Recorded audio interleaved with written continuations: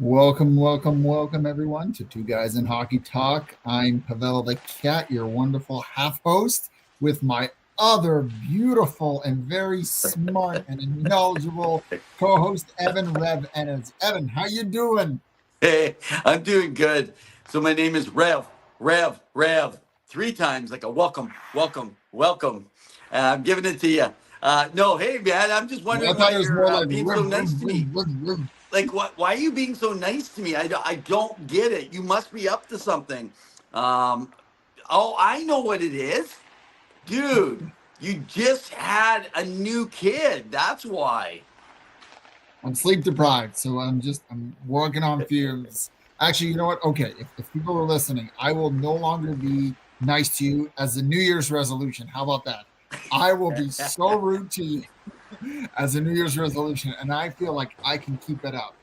I'm just teasing you, Evan. It's been a blast. We've had a jam-packed show, packed. It's been wild in the world of hockey. Lots going on, lots to get through tonight. It's just Yeah. you and me. We're just gonna banter. We're gonna rant. We're gonna talk all things hockey. But before we get to that, remember, guys, we are here every Wednesday night, 7 p.m. Mountain Standard Time. You can follow us on YouTube. Go give us a subscribe. We really appreciate it. It helps us. Give us a follow on Facebook. We are close to that thousand mark. I'm thinking dollars and $1,000. I cents love today. it. Um, and you know, and we're getting there. You can follow me at hockey_2 on Twitter / as Evan calls it X, or him at Revenev. We get in there, we discuss. There's so much going on there, but we love talking hockey. I hear from all people, from all stripes, from all backgrounds in terms of every fan base. We love it. But yeah, we are here, but we got a jam-packed show. Evan, where do you want to start? Because there's so much Well, to get okay, to. so yeah, you're talking about how we hear from everywhere. Can I just give a shout out to a few different states right now, Sure. and one province particularly? So the province is Quebec. I want to thank all our listeners that have been starting to tune in from Quebec. We've had a lot of new listeners over those last 4 or 5 weeks, and it's not like we've had guests on that are specifically from the eastern part of Canada. And then specifically, the one state is Iowa. So there has been a lot of fans every week, a high number of fans and followers of hockey that have been catching the show, Two Guys in Hockey Talk.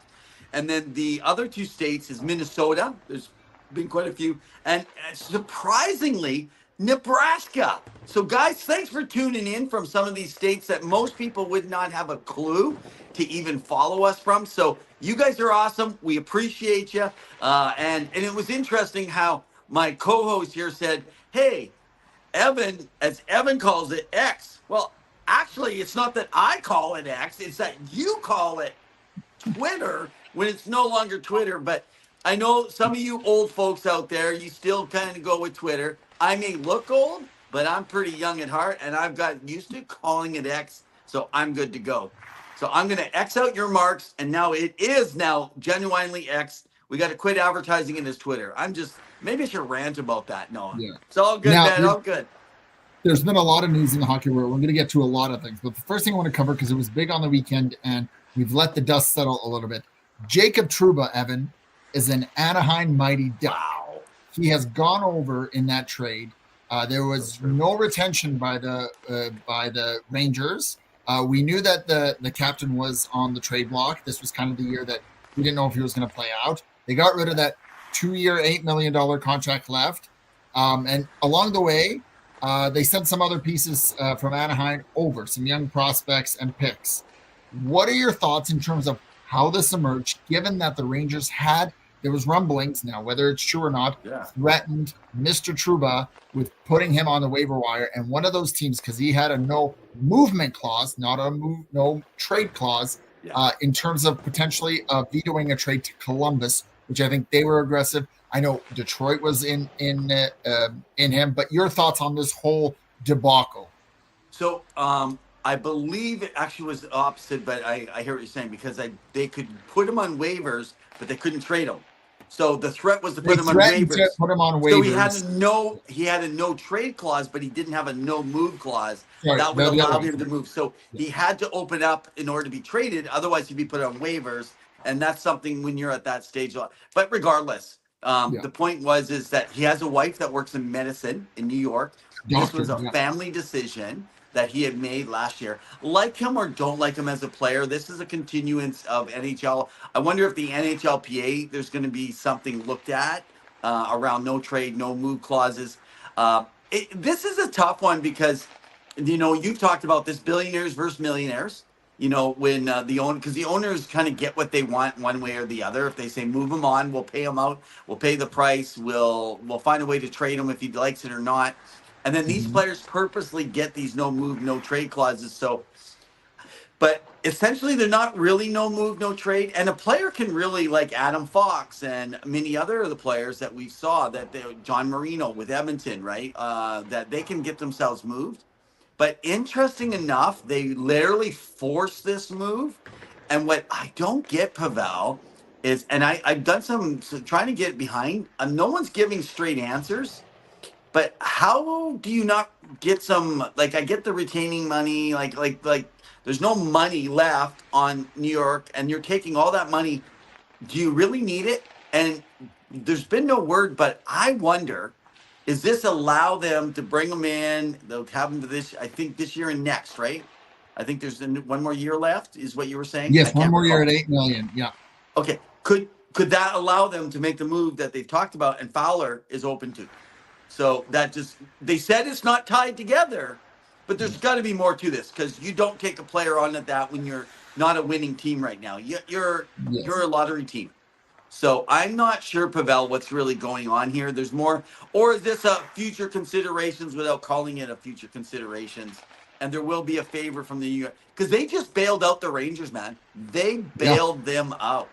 Yeah. In return, the Rangers did get, so people know, a defenseman, a prospect, REV Renaerts. So he was injured a little bit, but he's only gotten a few games in, so he was trending in the right direction. And they had a 4th-round pick in the 2025 NHL Draft, which is not nothing. Sometimes you can hit someone, you can get a good AHL player, but who knows? But the fact that New York didn't retain now, to ease the news, Evan, as you know, they re-signed right away, and it was big news. Igor Shesterkin to 8 years, $11.5 million, making him the highest paid goalie in the NHL. We knew what he was worth. We know he plays very well. He is probably top 3 right now in NHL, probably top 2, I would say. You could maybe say Vasilevsky's still up there, although he's had a lot of games on his body. I still right now I put Hellebuyck, 100%. And we'll get into Demko in a bit, who's one of those top elite goalies and struggles.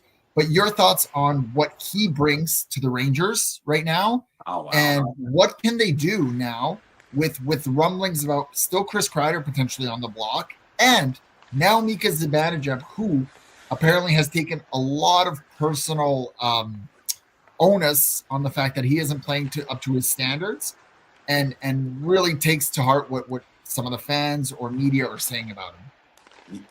Yeah, and that's the Mika thing actually kind of caught me off guard too. I was like taking something. But I get it, right? Because I'm also one of those guys. You want people to like you. You like, and it's not so much that you need to like us. It's just you don't want people to think bad of you or think well. And that's a type of personality. But that's tough for a guy that plays sports, right? When you're in the limelight. So that one's going to be a tough one. I think a sports psychologist, someone to work, a counselor around that. It's a little bit of a mental health thing, and it's not a bad mental health. It's not an illness, but it is an issue, right, that you got to fight with. And then Chris Kreider, I get it. They're kind of looking at he's aging, and if they can kind of move him to a team that's looking for a guy that can maybe be a good playoff guy, a big tough guy that can move the puck. I can see that potentially. I'm sure Chris is not happy about it. He's kind of thought he was going to be a Ranger for life, and that's where he would finish and wrap up. So I am sitting here going, it's interesting how they're able to move, but why are people bailing out Chris Drury if they make these deals? Like, they need to, like, you and I have said this. Why do you tell people and put stuff in the news? So, like a team, some people will say, oh, my team can never get ahead. But then look at teams like Rangers. They seem to come out on the good end of this, and they get out of contracts that are impossible to get out of. So quit telling me in any market when they say, well, we can't get out of bad contracts, and teams do it. Kelly McCrimmon, How does he do it constantly? Yeah. Yeah. And fan bases, other fan bases aren't very happy now. I'm sure Devils fans and Islander fans are pretty happy that they're seeing maybe some cracks, for example, in Rangerland. But of course, that's fan bases. They're gonna harp on each other and stuff like that. I think the interesting thing, and you can maybe quickly touch on it, is what happens with Alex Lafreniere. He's up for a deal now. So is Keandre Miller, and he's an important block. But Lafreniere has come into the fold, and we've talked about his development and how it was gradual. But last year really was his coming out playoff party, and he really solidified himself as a top 6 player and really as that number 1 draft pick that he was. Did Lafreniere not sign his deal? I thought there was a deal signed. Or did he sign it already? Okay. No, maybe he didn't. Okay, I might have been getting mixed up. I do apologize. I know we've been talking about it, and then there's so many. Yeah, but even Keandre Miller, I think Keandre Miller's up because he was signed at the same time as Evan Bouchard. So you wonder to yourself, and everyone, and you're right, and because Evan Bouchard, so it was Josh Morrissey, Keandre Miller, and then Evan Bouchard, that group of defensemen, and they're coming in. And so even on Miller, like he's by his own rights, for him, this year has not been the year he expected. And this is the parity of a league now, I think, that people got to realize. It literally is a game of psychology and small steps. A team can literally, look at the Oilers. They're transforming and turning around, and now they just got ranked number 1 Canadian team. Well, what happened to Winnipeg? They were on top of the world. Now they're not so good. Like Pittsburgh? Like they're everyone's saying, oh, they're going down, and then all of a sudden they're no longer a draft lottery, and now they're competing, and and then how about Columbus? Now they're got some compete. So Keandre Miller, I think the Rangers, I'm not really worried. Worst case, they can get into a wild card. In fact, a wild card might be a really good spot for them if they can rebuild or retool this year a little bit, move out a few key players and bring them in. I'd be interested to see what's out there around, and that's going to be a little bit what I'm going to work on the next couple of weeks. And Lafreniere did resign for 3 years at 7.35. Yes, I think we had reported a little while back. Okay, good, thank you. Yeah, there's a lot of players to remember. Thank you for Puckpedia, one of our sponsors of the show, for letting me quickly check. Go ahead. I just want to say to everyone, so if you guys are listening, there's hey, you can rip us all you want. Don't just rip us in the comments. We're fine. We're big boys. We can take it. Just be respectful, please. One of the things you guys got to realize, we don't just follow one NHL team. We follow them all. We don't just follow one league like the CHL that has 3 leagues, but we also follow the BCHL. We follow the VIJHL. We follow the USHL. We follow the NAHL. We follow the Liga. We follow the Swedish Hockey League. We follow the KHL. We follow the PWA. Can I continue? How about the NCAA? How about U Sports? So please give us a little bit of a break. We do have days that we're trying to pull up information. We're crossing those lines, trying to give you information from every level of hockey and every team. Crossing those I's. What's that? Crossing those T's and dotting those I's. Yeah. Well, in some weeks, you got to remember, we also got to make a living just like you guys do. So, hey, can I just say this?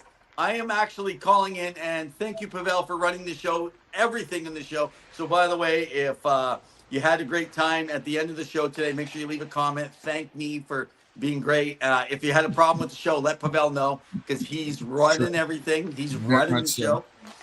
No, I don't just say he's running the show because he wants to, but literally he has no choice tonight. Either the way, the show wouldn't have been pulled off. So I'm in Vancouver. I've been out doing some work out in Burnaby. So it's been a great couple days here. Now I'm going to get a couple days to be with family and stuff like that. We see Lasha, a former colleague of ours, tuning in. We appreciate it. Hope you do well, Lash. Woo! Okay, so I want to get into one other thing. So I think the Rangers, they have some decisions to make. Oh, and Zylstra says Lafreniere already has a new contract. Yes, you're right. Rip me on. We already corrected it, though. Yeah, good job. Yeah. Good job. There's also some changes in the landscape in Chicago. Now, we know Bedard has struggled. We know that he did not make our Team Canada when the roster announcements were made on December 4th. Evan, they have let go of their former head coach, Luke Richardson, and they brought in the first ever, I believe it was, Anders Sorensen, who was the interim head coach, and I believe is he Swedish or I believe he's Swedish. If Swedish? not, if you guys are out there, you Yeah. can double check for us. And so, what are you expecting of the Blackhawks? Because I don't think anybody expected the Blackhawks to even be a wild card team, but they did expect them to take a step forward. Oh, did I you? did. Okay. Yeah. So what's going on in Chicagoland, and with the struggles that Bedard's having, and with some of his teammates, because they're getting solid goaltending. They've brought up a few younger guys. They have a lot of prospects, but they're not right now contributing impactful guys. Well, and you got Mrazek TJ just got hurt, right? He's on the injured just the other game.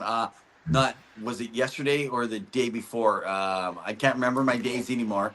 But Mrazek just got hurt. There's been not a lot now.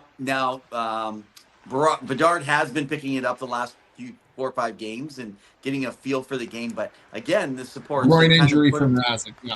Yeah, but Soderblom has been doing really well too. So their save percentage for a team, they have no problem getting ahead and sometimes scoring. They got some good depth there, but they need to surround Bedard. Like a lot of people are making the comparison Bedard and Mishkov. I will tell you, Mishkov has solid, good two-way players. Much stronger team in Philadelphia than Chicago has right now. Remember, Chicago picked up with their 2nd overall pick. They acted Anton Levashunov, and he has not played. He's not with them. And now this year, I believe they have a chance at a top 5, no problem. And there's all those guys that we talk about every week out there. So you imagine they don't need number 1. They could go with the number 2. They could go with the number 3, and they can go with number 4. Right now, there are 2 centers. There is a defenseman. And there is a winger, power forward winger. And all of those 4 could easily go to Chicago, which I think is going to happen. And the intern coach, they're not worried about this. They'll let them play it out, see if they like them. But if you guys have watched our show the last few seasons, I said this when Luke Richardson came in. This is not going to be a long-term thing. They're going to give him his chance, give him a start. Like Dallas Aikens, right? You get your start, you get around, and then let's see what you can do. So my guess is he's going to end up being an assistant somewhere within a year, and then get back into the fold. And remember, he was always a defensive guy. That's Luke Richardson, right? As a defenseman. Yeah. So now, rebuild, man, rebuild. It is rebuild, and it's tough. But as you've seen, it's been tough getting people in the building. It hasn't been as full, and I get it, right? Like you want to be able to go ahead. But do you get it? Like I know you understand how the bad team, but you got a player. Bedard's still exciting to watch every night. Yeah.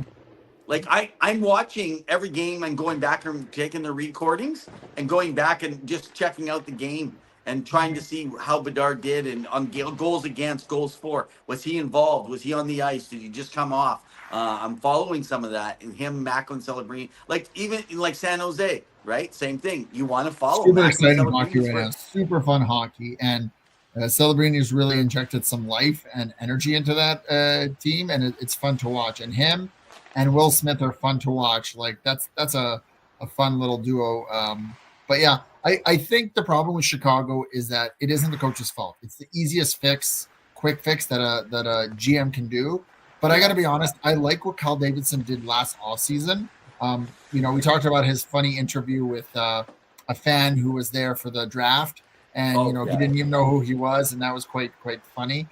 But I mean, he picked up. You still have Taylor Hall. You have Teuvo Teravainen. You re-sign Nick Foligno, and you give him the C. You had Jason Dickinson. Ryan Donato is a bright spot for that team. You signed Pat Maroon, who I know is more of a playoff guy, but really, like, what do you like? Tyler Bertuzzi was one that you signed, and he hasn't really performed up to standards. You got to get a little bit more production, even like a goal here and there. I know Tyler Bertuzzi is expected to maybe put up 35 goals, but perhaps you can put up, 15 to 20. But your thoughts? And you're overpaying those guys, right? Yeah. Like, but you can do it right now. Yeah, but you don't complain as a fan about the overpayment. You just want some supports. And the truth is I actually think, regardless, the coach shakeup had more to do with the supports. The team should be playing better around Bedard. This isn't about Bedard. This is about the team just not gelling. And I think it's a little bit of restructuring some of. It's like they can't hold on to any lead, so they can be up by 3 goals or 4 goals, and they could lose that game easily. Now, the one thing you have to remember that people are going to say is that it's hard to rebuild, right? It's easy to tear it all down, sell all the pieces, get rid of it, and then they were blessed with the number 1 draft pick, like one of the best players that's ever going to play the game, Connor Bedard. Just it's his second year. Give him a moment. He won the Calder. He can still perform. Everyone has slumps. You see it all the time. It's the grind of a long season, and I think that team will succeed one day. I think the problem is, will Kyle Davidson be the GM, or will management step in and say, listen, we need some changes next year, or will he get one more crack at it next year to see what improvements is? Because really, Evan, you're now thinking towards next season. What is your prediction for Chicago? And I get it. Nobody knows and all the stuff. Yeah. But what is your expectation? Is it what was this year, or is it a wild card now? Because, it's hard to get into playoffs. There's only 16 teams that do it. So, and there's other teams in your division competing for that. I don't know if Nashville's going to be as bad next year, given what's happening there. Colorado continues to be a juggernaut. Dallas is strong. Winnipeg is continuing to play well. Minnesota is really on a roll and on a tear in just that division, right? And not even speaking about the Pacific. Their competition. So, your thoughts, will Kyle Davidson stick around, or would that be something that we have to keep an eye on in the offseason? It has a lot of the feeling like when McTavish went through as a GM with the Oilers, and then just before the draft, he was taken out before they drafted Connor McDavid, the future Hall of Famer and superstar, generational player. And it's just that he actually should have been there to make that call, but Peter Chiarelli got to make that call because he was the next GM that got to be a part of it. And then he blew his shot because he didn't make the right moves to build around him. And I feel like even like the Peter Chiarelli coming in, I know Kyle Davidson's got a few years. He tanked it. He went that direction. He's got his own coach. That coach has run out of time. He's going to now make a decision. This is what I think. I don't think they're going to have as long a leash in Chicago. It's going to be a lot around money, but you're looking at he's going to have to make a decision this offseason. Do they stick with the intern? Do they go to somebody new? I don't think they stay with the intern. I think they go to someone new. And that'll be Kyle Davidson's make it or break it. He'll get this draft year, and he might make it to next draft year if they're not a lottery again. If they're a lot, but why don't you let him? And I know you guys might say conspiracy, but listen, this year's draft and next year's draft in the lottery, wonderful. You got like 5 people, at least 4 players minimum that you love. One's not too bad, top 5, and then there's a separation. Next year, already, when you have an opportunity at Gavin McKenna next year, why would you not even let him run his time, and then let him get up to the draft if they draft first overall or in the top 3, and then get your new guy in for a new GM. So I can't see Kyle's not going to be there more than another this year and maybe one more. That's maybe the max. Unless they take a leap forward or something, Yeah, they're going to have a massive success, but they cannot repeat what they're doing this year one more year. Even though it would be great for them to have it, they have to find a way to So they're going to be letting go of some of those players, I think, at the trade deadline already. They're going to try and sell those off and see if they can work with them. So get ready. It's going to be a ring-a-ding-dong dandy at the trade deadline, and we're going to be there with you guys for that process. Excellent. Now, before we get into some news about Thatcher Demko, because I know I want to talk a little bit about that. Yeah, me too. Allude a little bit to that. I did want to note that there's been some rumblings, according to Elliot Friedman, that the Florida Panthers are closing in on signing an opportunity to have an outdoor game, which would be really cool, provided the weather is, bearable, because it could be warm in Florida. But that's something that would be cool, could be announced, and it would be where the Marlins play. So that would be a really cool and unique thing. This year we have the outdoor game with Chicago and St. Louis, and as much as I'm excited to seeing it, I think they've done it so many times with those 2 teams that I'd like to see something different, and maybe having 2 that day back to back, like one after the other. I also heard this really cool suggestion that someone made online for NHL Day idea, and I want your thoughts on it. 1 day only. All original 6 teams play each other. That's it.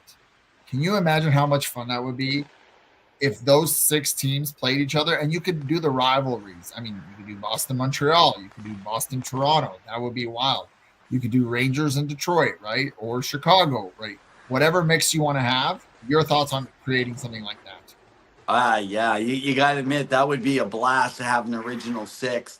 And actually, I would have an original 6 every year. I don't care what conference or what divisions that they're in. I think you need to build on tradition. That's one of the things that the NHL has over a lot of other leagues, building around it. So, I just mention, you were talking about that outdoor game. The one that happened in Los Angeles, they dealt a lot with really bad ice conditions, even though it wasn't even that warm of a day compared to normal. I don't know what the plan is. I don't know the ice. I haven't looked at much into this part after hearing it. But I know it's frustrating watching some of these same teams play a few times, and they're like, well, they're a draw. Please understand, this is about money. Not every team is going to give up their home ice, because now they get a fee for league, but they also have to give it up. And those games, the NHL makes all the money on them. So they give a team a fee for being there, but they miss out on potential extra income. I'm actually shocked that teams like Anaheim or places that don't have a lot of income coming in are not trying to get into those spots. But I don't think they're going to have Anaheim's until Anaheim's a better team. So Well, a but lot of Chicago, we just times, talked about Chicago's not really exactly but their tickets rebuilding. have sold. Their tickets have sold. That's But fair. That's yeah, fair. and that's what we're learning this year. Some of the teams that got all their tickets sold, we're going, okay, what's going on? Like, I just looked at Florida. I don't know if you saw one of their games recently. I'm like, why is there like so many empty seats halfway through the third period, and it's like a game, 1 goal difference They could or a be net? corporate. They could be sold out beforehand, Yeah. and people are just not sitting in it. So there's Vegas, right? Vegas that was a lasts a big little one. while, Yeah. but MGM buys giant.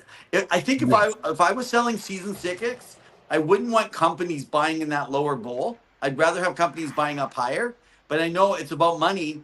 But what they don't realize is allowing them to do that makes your arena look bad when they don't get all those tickets put out there. And so they need to get those tickets put out there.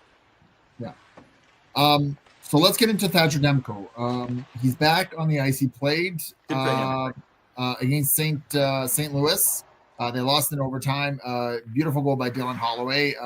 That man continues to look amazing on the ice. I'm sure Oilers fans are not dealing with buyer's remorse. I mean, I know that he got offer sheeted, but upset that he's gone. But your thoughts on Thatcher Demko and just kind of coming back from injury and what he brings to the team and just overall what's going on there? Yeah, I'm excited for Thatcher. I mean, when you going through the injury that he's been dealing with, and it's not one of those things that you can just go, just rest, just go get a surgery. It's so dependent on father time or mother time or whatever what you want to call times from. But I think that's one of the things and the excitement, the fan base, the players, like they're getting healthy. That was like the whole thing they're saying. Yeah, so now with Thatcher back, getting JT back right away, like with Miller, and I mean that's just nothing but a positive sign for Canucks fans, and hopefully they're able to turn that thing around. I want to mention there was a lot of rumblings around, especially around X, and what people are saying around X is they're going around, and there's some Facebook groups, and they're saying that Thatcher came out with these new third jersey pure black pads. Now, the black pads, there's a couple myths on this. I believe they're a myth. Some of you goalies may not agree, and some people in the NHL might not. One named former goalie coach Ian Clark, who was with the Vancouver Canucks. Ian Clark is said to have had a rule. You cannot wear pure black pads. You always have to have a white lining around the outside. You can't have pure yellow and the reason is because he has a belief, looking at numbers and psychology, that when you have pure black, it looks like there's more net to go around. So you shoot to the white is where the open net is, and it gives. But can I just say, in every scramble,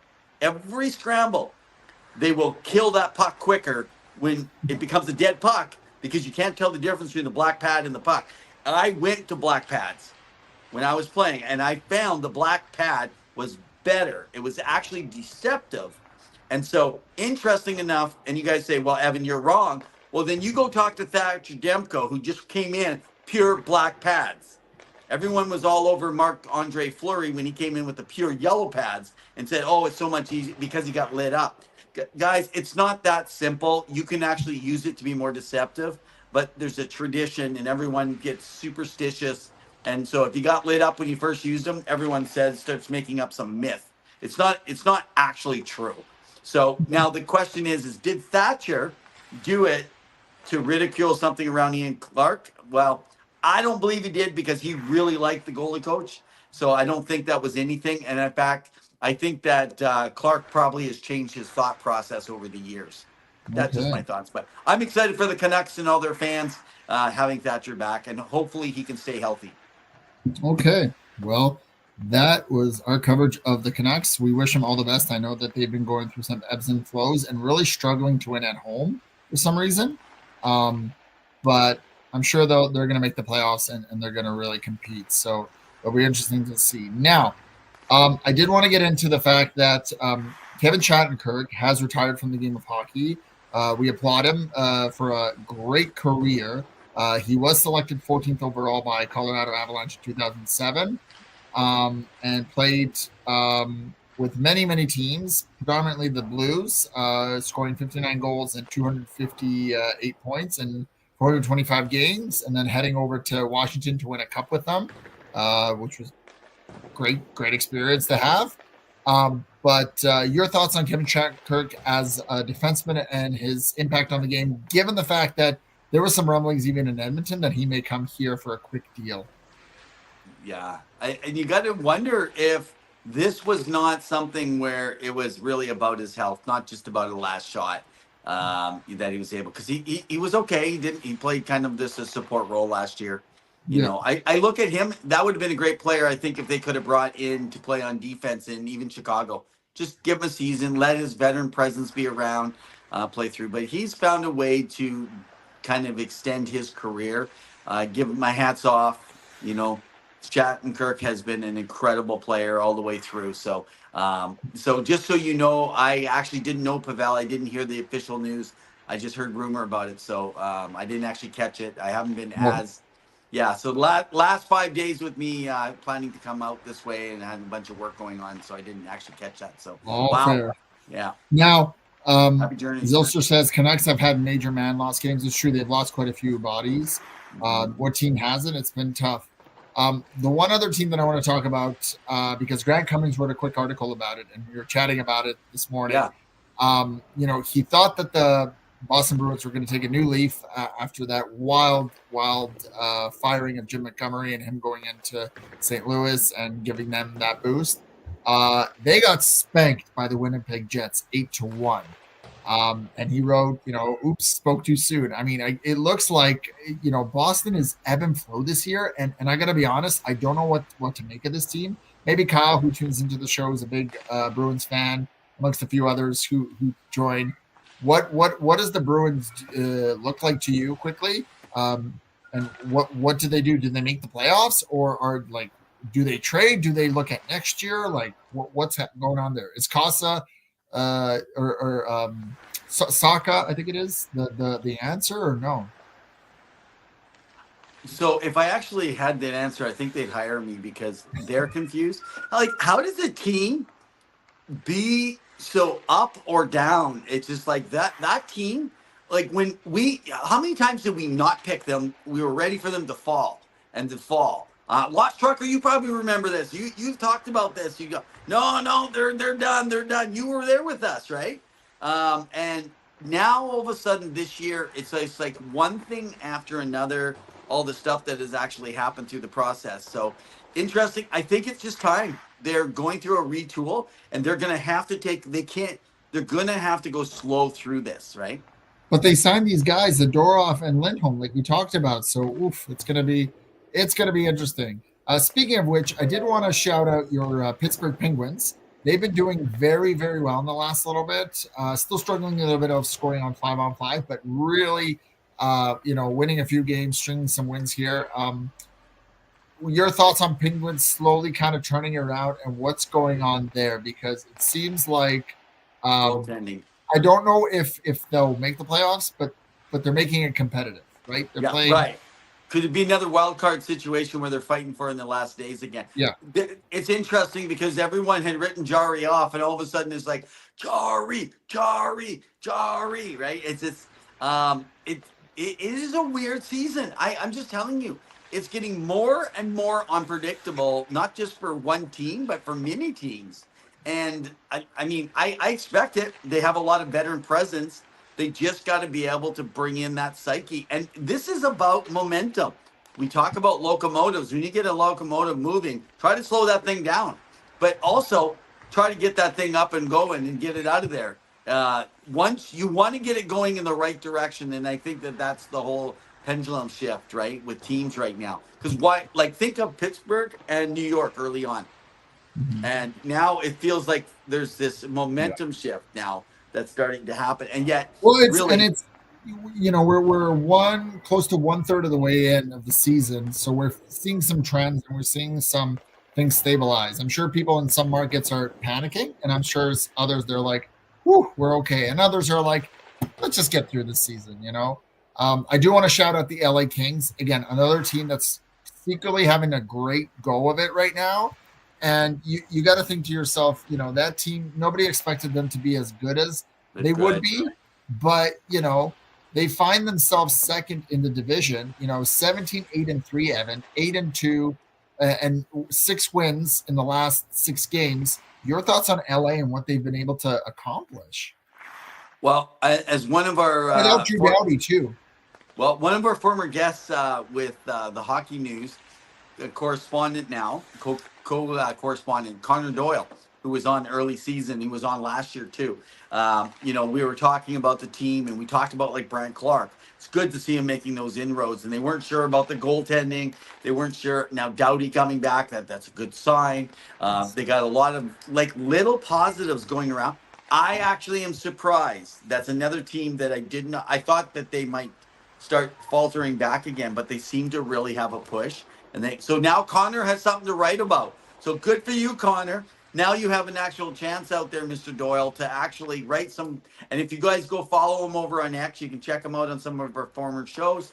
Connor Doyle, you can read some great articles on the LA Kings. It's interesting, man. They have a great season going on. And I wish the best though for Brant Clark, and I hope he continues to really grow.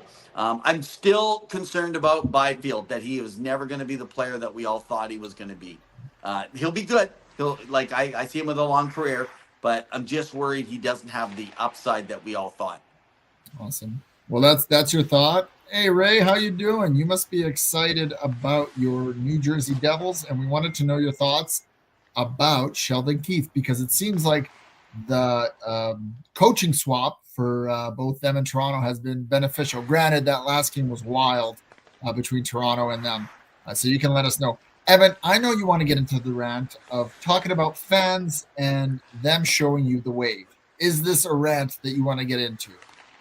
Let's do it. Let's go for the rant of the night. Puckpedia brings you Rant of the Night. Calling all hockey fans, stay on top of your game with Puckpedia. It's the ultimate source for NHL salary cap information. Okay, I'm doing the wave, right? Is this bothering you? Is this bothering you? Now, of course, this is a little video feed. Some of you are so bothered by people doing the wave in an arena that you've gone all over social media. You complained about it left and right because you don't like them doing the wave. You say, stop doing the wave when your team's losing 2-1. Don't do the wave when your team's down 5-1, especially if it's getting blown out. Don't do the wave. What do you expect fans to do? Sit there and be bored? Like, come on. They pay good money to get there. Listen, I've never saw someone go to a hockey game with their team losing and they say, oh, look at all these fans around me. These guys stop doing the wave. I'm mad they're doing the wave. No, there's nothing wrong. Doing the wave is not about winning only. You need to learn there's teams that have never won in many years. Teams that never won a Stanley Cup. Teams that don't have a lot to celebrate. There's teams like the Buffalo Sabres who are how long out of the playoffs? Why should they ever do a wave? Because 11 they years? won during the regular season? So listen, guys, stop complaining about people doing the wave. They do it because they're having fun. In fact, I just like to kind of move this a little bit further. I just went to the BCHL. I went and saw the Spruce Grove Saints versus the Okotoks Oilers. They're sitting lower in the standings. It was one incredible game. I took my one granddaughter, two of my granddaughters between 6 and 10, and I took my grandson who's 8. They actually, two of them got a puck. They enjoyed the game. 5 fights. We went to a hockey game and fights broke out. I mean, we're talking, my one granddaughter was freaking out, that's only 6 years old. She's looking and sitting on her seat and worrying about the guy getting punched in the face. It was a crazy game. But what happened? Not a whole lot. There was a whole bunch of stuff going on and kids had fun. If I said, and we had a wave, I guarantee those kids would have had fun. So leave people alone, let them have fun. That's how you get them to be a part of the game. Guys, that's my rant of the night. Beautiful. Rant. Puckpedia brings you Rant of the Night. calling all hockey fans. Stay on top of your game with Puckpedia. It's the ultimate source for NHL salary cap information. I wasn't sure if you wanted me to rebuttal or if you wanted any feedback, but I guess I'll just wave it off. Tweet! You know what? It's interesting. Fans will be fans. Let them be fans so long as they're respectful. I don't care. Now, Zylstra is saying that Wright is starting to click and roll. Yeah, Seattle, they're coming along. That's true. Quietly having a good season. Shane Wright, playing well. I applaud Jessica Campbell and what she's been able to do for that team in terms of some of the plays that she's outlined for them during timeouts when they need to score a big goal. And Ray talks about how he loves everything about Sheldon Keith. He has this team going in the right direction for the first time. It's amazing what a real coach in a system that's not antiquated can do. I'll let you comment, but I think the team is really clicking. And you got to remember, Sheldon Keith was able to get the best out of Toronto and was able to get him to play defensively. I mean, Matthews had a Selke nominee season. Like, that's how well he played. The team is good in Toronto. I think people harp on Toronto. I think it's not as bad as people make it out to be. And I got to be honest, their goaltending is really elite right now. Who would have thought that Stolers could steal games? Joseph Woll has looked great ever since he's come back from injury and is healthy.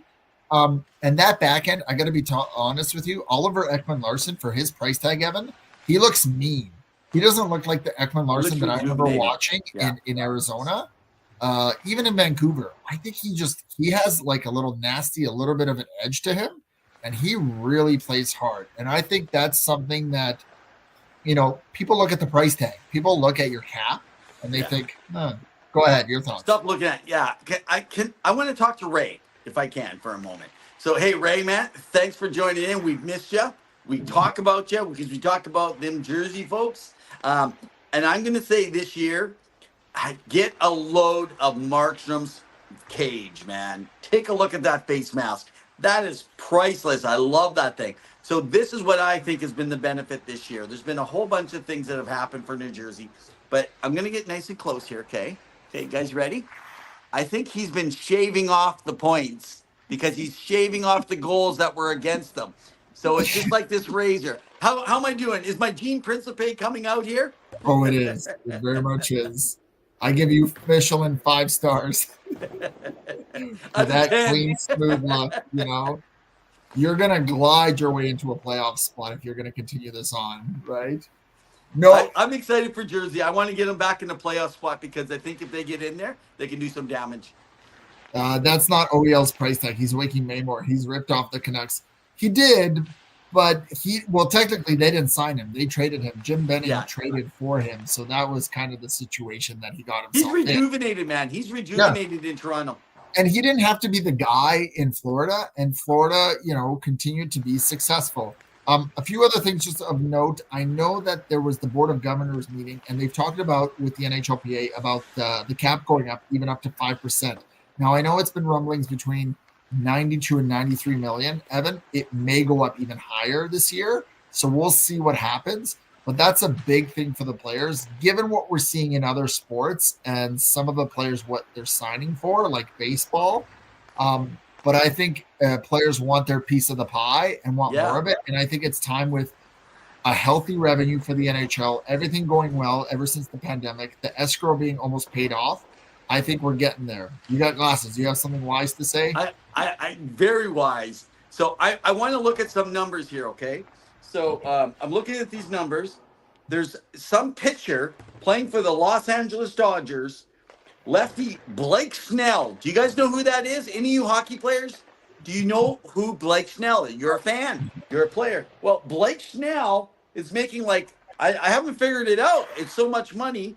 I think it's around $37 million per year. Stop complaining about the NHL. Come on, grow up. You say, well, they're millionaires they make the least out of all the major sports. And in my opinion, they're some of the most difficult, most dangerous. I don't care what you say about football. Listen, they're playing through stuff that your basketball players would never pick themselves up off the floor.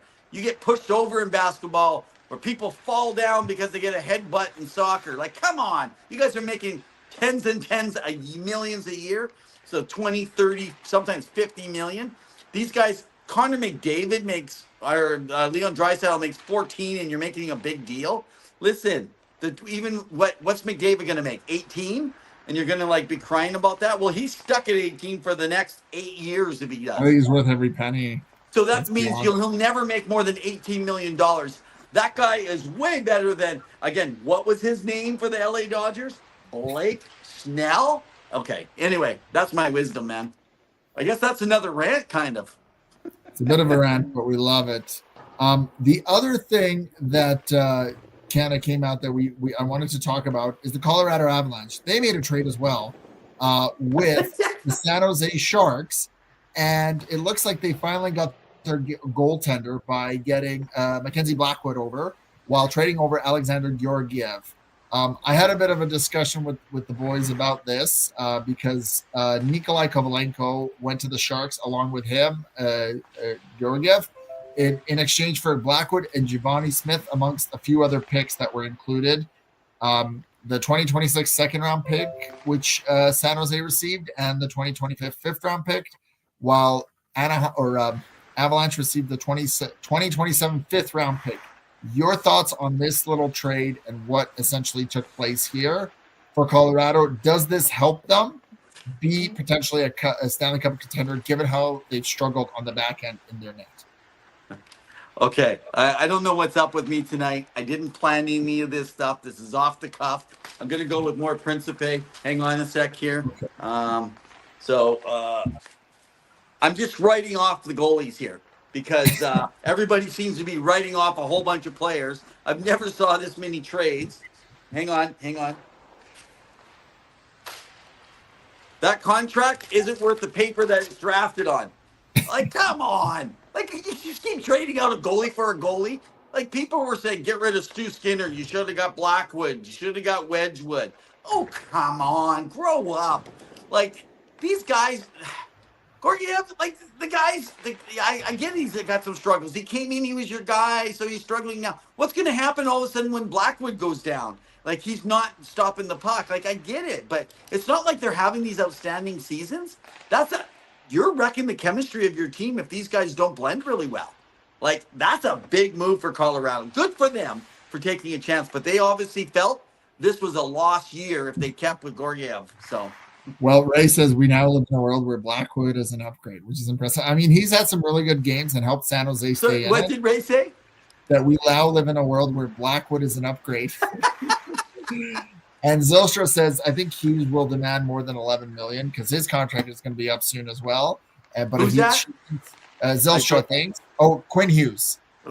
Yeah. Thinks Alvin is too cheap to give it to him. He will play out his contract next year. Oh, he will. As Elliot Freeman always says, and I wholeheartedly agree, sign your guys for as long as you can and at the price tag that you can, because the price will never go down. Right? You'll never get another guy better than Quinn, so they'll sign him. He is unreal. He's already beaten their assist points and beat Alex Edler, and he's at 313, 14, whatever it is now. And I could see him doubling that by the end of his career, provided he stays with Vancouver for the remainder of that time. So it just goes to show you how how well of a player he is. That whole family, you know what you got to do, Evan? You got to go talk to that dad and mom. What are they doing to get those boys? All three boys in the NHL, competitive, top of their game, and making the cover of the NHL game. I mean, that's peak life, right? How can you not get any better? You know, it's funny. You were just talking to me. This is kind of a sideways piece here. So you were just talking to me about go talk to their mom and dad. So at the BCHL game, I'm at to watch in Spruce Grove, Alberta, and I'm watching the BCHL game where my granddaughter of all people is talking to someone else. Well, he's talking to this person, and then she's a mom. So she lets me know that she actually has a son that's put together an app, and she found out from my granddaughter that I'm doing a hockey podcast. So she's interested, wants to see if she could connect me with her son who's put an app together for sports, like for hockey. So I was like, oh, yeah, no, I'd love to meet him. Let's just see what's he doing. She said, well, you'll need to chat with him. So we connected in the second intermission with it. Turns out that she is the mom of former Flame draft pick Josh Healy. I just realized this today. So, Josh, if you're watching, I didn't realize who you were when I was talking to you, that you've even played hockey. I thought you were just some geek who loves getting on your That's going to help media. our case. Yeah, exactly. So he's spent lots of time though. So he played for Ohio State, I believe, Josh, and he had like 4 or 5 years playing in Ohio State NCAA, as well as Sherwood Park Crusaders for a couple of years. Also played lots in the AWHL. So, folks, we have Josh coming on. We chatted. It's called the Sports Ox. I'm going to be giving you guys an update. We'll share it with you a little later on. It's in development. This is an app that is built for coaches, for agents, for players, and for fans. So I've already gone on. I've got set up right now. It's a free base. I can go in there, select all my favorite players. So right now I've taken my top 15, top 20, and I can have them all built up and I can see them. Also, right now, you can go to all the player agents and see the comments about those player agents, what other players have actually played for them. Did they agree, disagree? You can actually, so a player that signs into this app, and I'm just talking about moms, that's what got me connected on this. And gotta love moms. They promote their kids, man. And so this app is a really cool piece. So a player can go in and it'll pull up all the coaches he's ever had. It'll pull up all his information, all of his teams, just like your elite prospects. And it's not just, you can do NHL as well. You can pull up as a fan, all the teams and all the informations. You can see all the newest transactions. So I don't know if you're listening, Hart Levine, but maybe we need to connect you up with Josh and find a way to overlap and connect to this stuff. So this is an exciting world now with the technology that's out there. There's quite a bit, and we applaud those people like Josh Healy, who's done some amazing work and continues to build the game of hockey in all sorts of ways. We want to get into a few other little things, but before we do, I just want to get into one topic around the rink. If you're a fan of hard-hitting, exciting hockey, catch the Kalkaska Battlers. Around the Rink It's brought to you by the Kalkaska Battlers. Let them be your local hockey heroes. All right, guys, we appreciate you tuning into Around the Rink, where brought to you by the Kalkaska Battlers. We play some really phenomenal hockey, and we love it. Now, normally, we know that Evan loves to do his Rev Top 15. He boasts all these young players and what they're going to do, and I applaud him, and I agree with what he does. But the one thing you're going to see with some of these players is that they have been announced to Team Canada, amongst a few others, for the World Juniors that is happening this December, including one of Evan's favorite players, Gavin McKenna, who is a projected top pick in 2026. If you've seen the Revs Top 15, he's on there. You guys can tell me what number to know that we're paying attention or you're paying attention. Along with Easton Cowan from the Toronto Maple Leafs, who's a center, and Brandon Yeager, who was traded this offseason. And a few others, including Canada's London Knights defenseman Oliver Bonk and Sam Dickinson. Yeah. Quite a few have been invited. There's quite a few lists. Go ahead. Zane Perrick, who just went to the Calgary Flames last year. Yes. Caden Prince, Carter George, all those. So, Evan, your thoughts on Team Canada's rosters, because we are in Canada. We'll cheer on them. We can go through maybe Team USA and some of the others next week, but your thoughts on the announcement for Team Canada and what they can bring this So December. yeah, and in our top picks, so Porter Martone is actually going to be there too, who could potentially go as high as 1, been rated second and third. So you're also going to see, we'll talk about that later, the number 1 right now ranked in most people's eyes, James Higgins, playing for the U.S. Now, I want you guys to remember this is a U20, and right now Gavin McKenna, who is only 16, only turning 17 in another week, he will be in this tournament as a D2, 2 years out draft, and likely the number 1 left wing in a tournament that's a U20 tournament, the best against the best in the world. And he could be just playing his first year in the WHL. I mean, he's an overager based on his season. So he's kind of finished the year. And you're also potentially, some people don't have Michael Misa-Lore. I don't know how you guys could do that. I think this guy could be the number 1 potentially overall and pushing for James Higgins. Some people don't have him there. He is an incredible player. I'm just looking at that list as I'm going through some of the guys like you mentioned coming back. Right now, I think hands down, I'm a little concerned on the goaltending, just like the Four Nations with Team Canada. Some people love Carter out of Brandon. I know that some of the guys out of Philadelphia, they absolutely love him. But I'm a little concerned about the goaltending. But their defense is so good in elite. Their offense, I think they're going to light it up. This team, to me, is going to be comparable to 2005 with the lockout, when you had Bergeron and Perry and Crosby and Phaneuf and a whole bunch of the other boys. I don't think Tisha Ginla was invited. Was he invited? No. I don't think he was. I think he's injured right now, isn't he? He just went through surgery, if I recall. But he didn't get the invite before the injury happened. Okay. So that, which was really shocking. A lot of she's people asking where the drink cheers is. My drink is here, so cheers. Who's talking about drinks? Zylstra. I mean, again, there's a lot of players out there that like can't make it because that's how deep our young rosters are, right? So it's Easton Cowan. So there is something to do with his health right now. So he is with them, but he is not playing. And so right now, Beckett Zenicky, who went to Anaheim, he's like literally started scoring right after they left him off. And he has forced his way onto the team with the changes with Cowan. So Cowan will not be playing, it looks like, in the tournament, but he will be with them. So I'm a little concerned about his health, what's going on right now with Easton. Okay, interesting. Yeah, I mean, you guys can let us know. Zylstra says, why isn't Canada producing goaltenders anymore? I think it's not that they're not producing goalies, is that the techniques and the style of goaltending is now really emerging in other countries, including Russia. You're seeing that more in the NHL, but that trend will change. But maybe you have some thoughts, Evan, about that. I no, I feel like the Canadian the goalies that are the best developed goalies seem to be coming out of the NCAA. The NCAA, like Thatcher Demko, guys like them, the United States Hockey League. I'm sure Lou Gravel came on, the GM and former also director of scouting in BCHL, NHL, and other groups. We'll talk to you around that. But I believe just the system. I'm not big on the CHL's development of goalies. I think they get left to hang and to dry. They do everything they can with the goalie coaching, but I believe the style of game really hurts the goalies more than it benefits. Goalies have to have enough shots in a game. You can't play for a dominant team and get all these great percentages. And you got to have a strong mental game to have 15, 22 shots a game. When you're facing a lot of rubber, the more rubber you face, the better you get.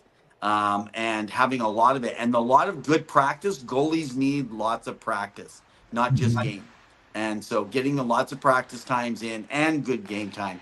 And so I actually see that the way that they play and develop, I think it's just better. That's just Rosa was the exception, I think she's saying, and they're all too small. Have you met what's his name in Nashville? Saros? Like he's small. Every time I watch him, yes, 6 or 6'1". Yeah. The goalies. Goalies aren't small. I don't think the Canadian goalies are small. I think I think it's the developed system. Most Canadians are going through the major junior and there's not a lot of major junior goalies that are excelling. The goalies that are coming over, like that's Stu Skinner is one of the last ones that have gone through, and he's still gone through his fatigue and different things. Anyway, there's no real answer to that question. That's the truth. But what we're noticing, other systems are working better than what Major Junior in Canada is doing. Yeah. Now, I just want to finish off tonight because we're at the end of time. Just a few little things Already? that I want to talk about. Yeah, we're already Are over we, time. am I able to quickly hit on something with the You USHL? sure can. Yeah, go ahead. Okay, awesome. Thanks. So, if some of you have probably heard, if you follow, if you have not, so the Ontario Hockey League of the CHL, they have actually formally sent people down to Musqueam and Youngstown who have United States Hockey League teams, and they are now specifically inquiring and exploring options for those two cities to have teams in the OHL. They haven't expanded in many, many years. And now the talk is, so that could be where the CHL is now going to be taking new teams. Not only have they taken a lot of players from the BCHL, especially into the Quebec League, who needed better players. They've been struggling in the last probably last decade or so, last decade and a half, 15 years, for getting really high end. And part of it's the schedule and the travel. And a lot of players did go to BCHL for better opportunities to go to NCAA and stuff. So they went west. So they want to go back east. Makes sense. But they've been taking players. Hockey Canada has been supporting them. That's a whole other ball game that we'll get into at another time. But now the NCAA, we're talking. There's supposed to be something that's in place with Michael Misa, who could go top 3 and potentially maybe first overall. And there's a potential deal where he could end up there. So but if he signs there, he can't sign an NHL contract. So this is going to complicate things. Is he going to sign there? And regardless if they came in, he stays in NCAA for 1 year, so he doesn't enter in. And right now, Gavin McKenna, there's talk that they are looking and trying to aggressively pursue him because they can get CHL players. So now the NCAA, and we're working really hard. We potentially could have a director of for College Inc. coming onto this show to talk about the future expansion for groups like UCLA getting an actually hockey program put together, a big group in the South. And then on top of that, U Sports, which is Canadian universities, they're going to be the biggest losers in this. There is tons of WHL players that will go into the NCAA now potentially. So the CHL look to get younger is what I think is going to happen. And the older players are going to move over to NCAA if they can take that route, because they're going to take their scholarships. And it's going to hurt the U Sports. It's not going to actually, and it's going to benefit the NCAA.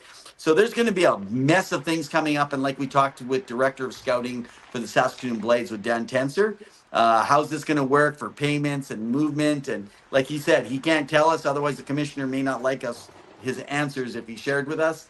Get ready. This is going to be a doozy. This has opened up a can of worms, Pawel. 100%. Yeah, we're going to be monitoring that closely and reporting it to you as best as we can. So make sure you tune in here. 2 final thoughts before we finish off, unless there's anything else you want to share. I wanted to kind of finish off with. So one, I know you probably guys heard, and it's not really hockey related, but there was a bit of a video released with Paul Bissonnette, who stepped in with some ruffians decided to get a little bit couple weeks back, scumbaggy per se in a restaurant and kind of be annoying at that restaurant. And so he took him on. They were charged and arrested. The video was released. I know it was highly popularized. Spitting Chicklets was playing it, talking about it. It was great content.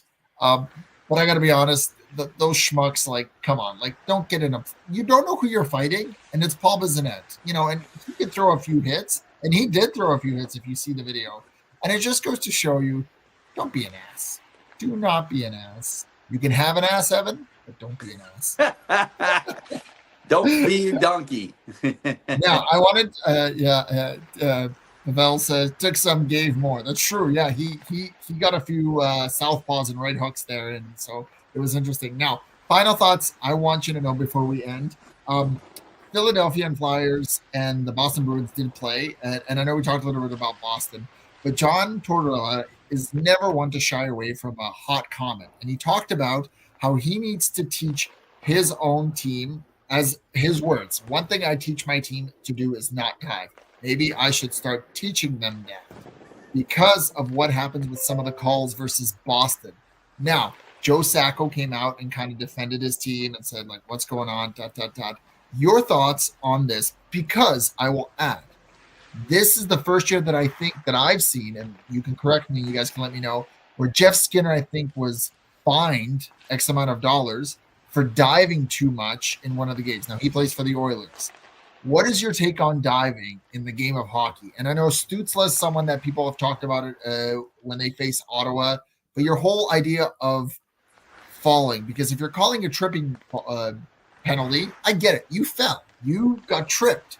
You can't like stay balanced. But if you're able to kind of balance yourself out and not fall, but then you kind of flop awkwardly because it's just off balance, what do you call that? It's not a rant. I don't want to make this a rant. I just wanted to know your thoughts on not only Tortorella saying this, but in general, just the state of falling, because it's a fast game.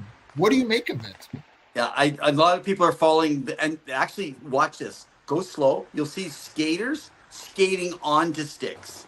They skate into a stick blade when it's around there. I'm struggling with how people are putting themselves in a position and they're getting the calls. But that's not called diving, because officially it does throw you off balance. So it's a purposeful one. My problem with giving fines or doing anything, if you're going to call a dive for embellishment kind of idea, and you want to, don't fine. Give them a game misconduct. Let's actually pay by suspensions based not around fines. Fines mean nothing. That just gives somebody some money in their pocketbook somewhere else. Doesn't affect the guys. But don't call both calls and then say, oh, well, this guy was embellishing and he was. No, just call diving. If he wasn't diving, then this wouldn't be a play. If he dived and just made it look worse, I'm not big on fines like that. Just call it. Maybe they should quit calling it both ways and just call diving, and people will quit doing it. It's been in the game. It's in soccer. People do it in basketball. In football, you come and you push another guy, and then he gets a penalty because the other guy just falls flat on his back, doesn't even try, puts himself off balance to make it look, he embellishes. So I'm okay with it. Well, I just don't think Pablo has a great take on it. He says, we've all taken a swimming lesson at some point in our lives. Draw a penalty, get a goal. I mean, you do whatever it is to give yourself an advantage. I just think it's much more easier to trip yourself, and maybe that's just me because I'm clumsy, on the ice than it is in real life. But then again, I tumble all the time in real life. So, maybe I'm not the expert when it comes to walking or stats. Let me just say this. I will not defend goalies, because goalies, it's your lower center of gravity. You're able to have your legs at a wider stance. You don't get thrown off balance. Goalies they're the ones right now that should be getting called out. And I'm talking across the league. Goalies are taking weight and they're acting like, oh, I got hurt. Stand up. When guys came at me, I was like a defensive back. So when they came at me, they went down, not me, baby. Well, there you go. You can't move Evan. He is a stone. He is there nonstop. I will say, I think one thing that we forgot about this year that happened quite often last year was the goalpost moves. Remember when goalies, including Matt Murray of Toronto, would hug himself against the post and then would lift the post up as if to delay the game, and he got a warning about it, and it hasn't really happened. So I think, of course, the NHL referees and everyone else involved will have a conversation and be like, hey, stop doing that. But if need be, I mean, like I said, with the Jeff Skinner situation, he got a fine. Will it make an impact? We'll see. But as always, we're going to watch all this hockey. So, guys, thank you again for tuning in. It's been a ring-a-ding-ding-dandy of a show. We thank all of our sponsors again for helping support the show, growing it. It's been fun. Remember to check out our website. We got articles ongoing throughout the week. Whatever you want, all things hockey being covered. And we are here every Wednesday night at 7 p.m. Mountain Standard Time. We love chatting. Evan, any final thoughts before we wrap up? No, I'm excited. We're gonna go out with Penny Billionaires. One of our we haven't got a chance to mention some of we did not have their articles up tonight for our partnerships. So when we go out with this song, guys, it's called Invincible, and I am telling you, you can be invincible on the ice and not take a dive. Charge them. Hold steady. In the meantime, and in between time. Keep your sticks on the ice. Stay safe. Appreciate it, guys. Take care.